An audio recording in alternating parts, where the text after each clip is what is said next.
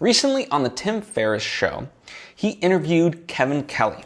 Now, Kevin Kelly is a phenomenal person with a brilliant mind, most notably for Wired magazine.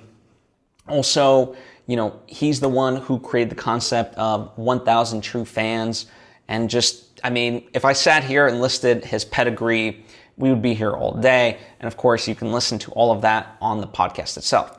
But there was one particular nugget that I really, really wanted to share with you, which is Kevin Kelly said, stop trying to be the best and instead be the only.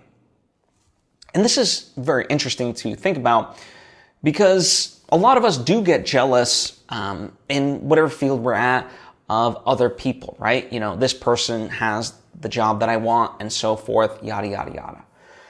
And instead, we should recognize our own uniqueness, right? What makes us different? And even if we are doing, quote unquote, the same job as somebody else, how are we doing it differently, right? What can we bring to the table? How can we bring our knowledge, our life experience, and so forth, and be the best at that, right?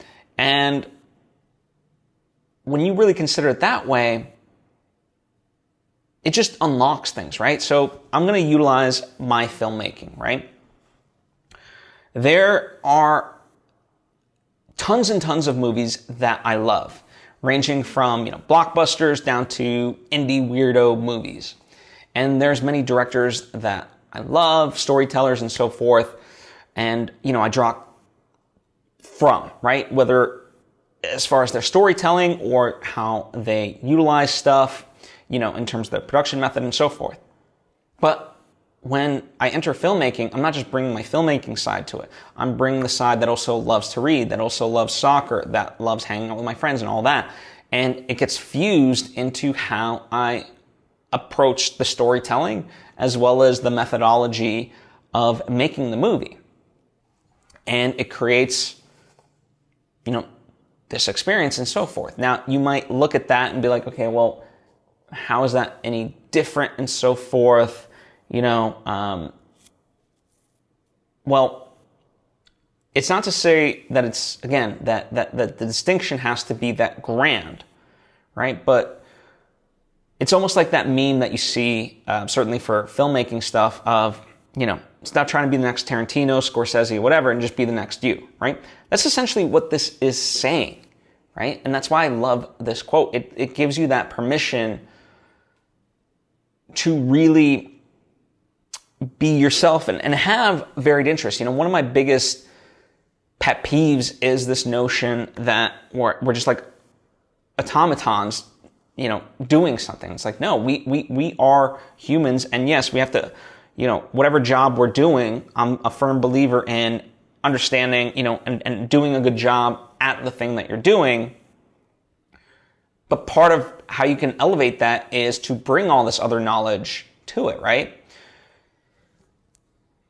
And that's what's so beautiful about it, right? And allows you to have opportunities. In fact,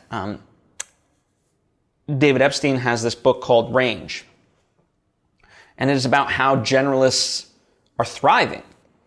Because, while everyone's going specialized and so forth, he often talks about there was this guy who loved sports, but he also loved science, and he wasn't really great at either, but his two passions combined make him like a foremost expert on sports science. And we often even think about Tiger Woods, since even in the womb he was playing golf, right? But then we can look at, tennis stars and stuff like that, who didn't even play tennis until they were teenagers. And the reason they're good at that is because they, played soccer and had a wide range of other interests and so forth. And that sort of allowed them to see the game in a different way, right? So we think in order to be, the best at something, that all we do is just do that thing. And it's in fact the combination of all this other stuff that makes us different and can set us up for success. So it's a very interesting notion to think about. Don't aim to be the best, aim to be the only. I really like that. And I pause it to you to really think about that. I've given you sort of my entry point into it, but there's a number of ways to really consider this. Like, it's a very simple question, and yet you can go really deep with it and explore it and how this applies to you, how you can implement it, and so forth, right? And how you can look at it in terms of other people and, other successes and so forth. So I would implore you to do that. Sit with that, and I invite you to comment down below or hit me up on social media with how you're thinking about that. What does that mean to you to be not the best, but the only?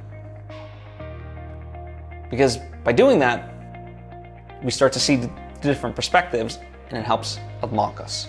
And that's hopefully what I've done for you today, is to just get you thinking about this and unlock your mind to be able to do that and to allow you to achieve the success that you want in life, whatever that may be for you. So thank you so much. I truly do appreciate you, and I hope to see you next time.